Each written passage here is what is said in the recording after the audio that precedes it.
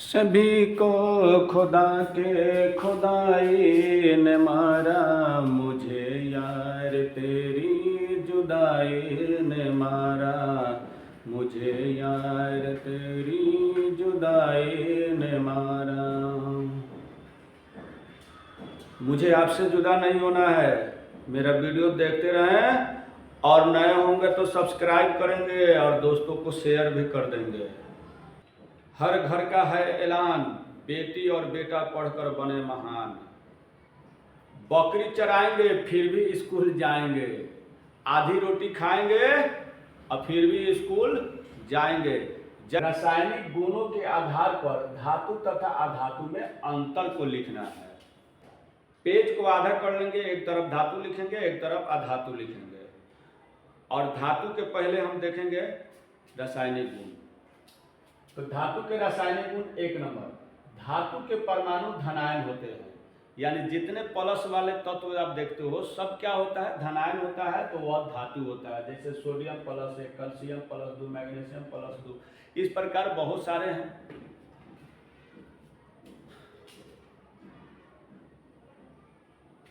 धातु के दूसरा गुण देखेंगे कि रासायनिक गुण, धातु ऑक्साइड भास्मिक होता है। यानी धातु के साथ ऑक्सीजन लग गया तो ऑक्साइड हो गया और ये क्या होते हैं, भस्म होते हैं। तीसरा गुण सुनेंगे, धातु तनु अम्ल के साथ अभिक्रिया करके हाइड्रोजन गैस देता है। जैसे Zn+H2SO4, H2SO4 यही तनु अम्ल है। तनु अम्ल का मतलब हो जाता है कि जिसमें जल की मात्रा अधिक हो और अम्ल कम हो, तनु अम्ल। और जिसमें जल की मात्रा कम हो, अम्ल ज्यादा हो तो सांद्र बोलते हैं।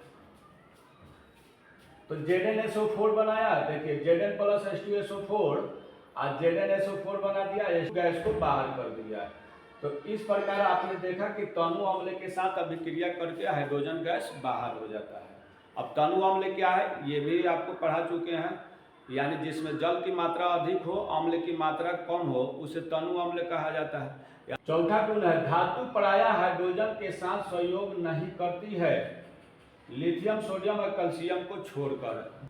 लिथियम, सोडियम, कैल्शियम और बेरिलियम के साथ हाइड्रोजन सहयोग करता है और आयनिक बंधन बना देता है।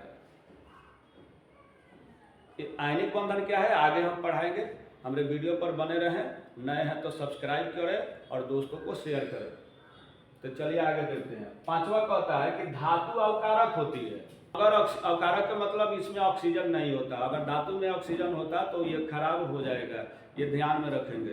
तो आगे देखिए अधातु के रासायनिक गुण।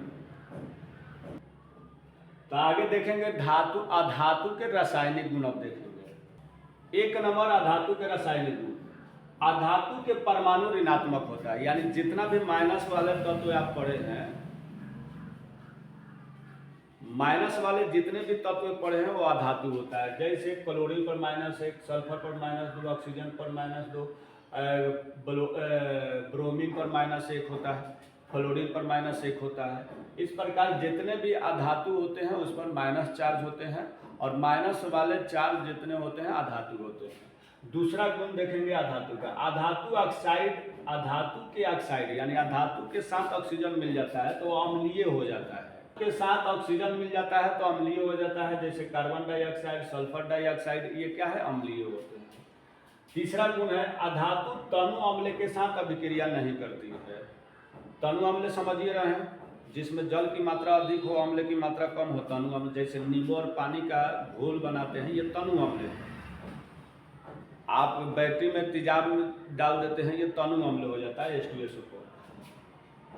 चौथा गुण है, तो चौथा अधातु हाइड्रोजन के साथ सहयोग करती है और सहसंयोजक बंधन बनाती है। यानी जितने भी अधातु होते हैं उसमें हाइड्रोजन संयोग होता है और बंधन सहसंयोजक बंधन बनाता है। सहसंयोजक और आयनिक बंधन क्या है आगे हम पढ़ाएंगे बंधन चैप्टर में। पांचवा है कि अधातु ऑक्सीकारक होता है। यानी अधातु में ऑक्सीजन अगर मिलाते हैं तो खराब नहीं होता है, अधातु ऑक्सीजन युक्त होता है। अम्ल भस्म का लिंक आपको डिस्क्रिप्शन में दिया रहेगा, उसको आप देख लेंगे।